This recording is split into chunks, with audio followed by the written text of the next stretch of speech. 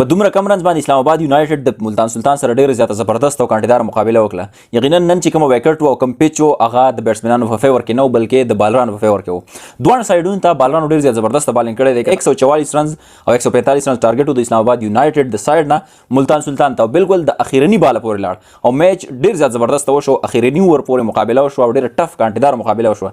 میچونه هم داسې مزه کوي چې 50-50 روانه بالکل پته نه لګي چې میچ سو ګټي او میچ د چا په طرف باندې. خو بهر حال لګیدل داسې د ټارګیټ نه اندازه داسې لګیدل چې 145 رن ټارګیټ ډېر ایزیلی چیس کیږي. تقریبا 15 اوور کې دا سکور د چیس کولو قابل و. ځکه چې تاسو دا نور میچونه کتلی نو 200 پورې نور ټیمان تللی دي 190 180 دی پلس پورې تللی دي. خو چې نن کم سکور 144 رن او 144 رن اندازه کېدل چې 15 اوور کې یا 16 اوور کې میکسیمم چې دا سکور بچیس شي. خو هغه شانته کې ونه شو. دوه سایډونو ته بالران ډېر زیات په بیسټ انداز کې په نظر باندې رال. که تاسو د اسلام آباد یونایټډ سکور کارت وګورئ په هغه کې سلمان علي هغه 52 رنز کړي. خو که د ملتان سلطان بالینګ سایډ تاسو وګورئ محمد علي 3 وکټې اغستې، عباس افریدي هم 3 وکټې اغستې دي او د سره اسامه میر 2 وکټې اغستې دي.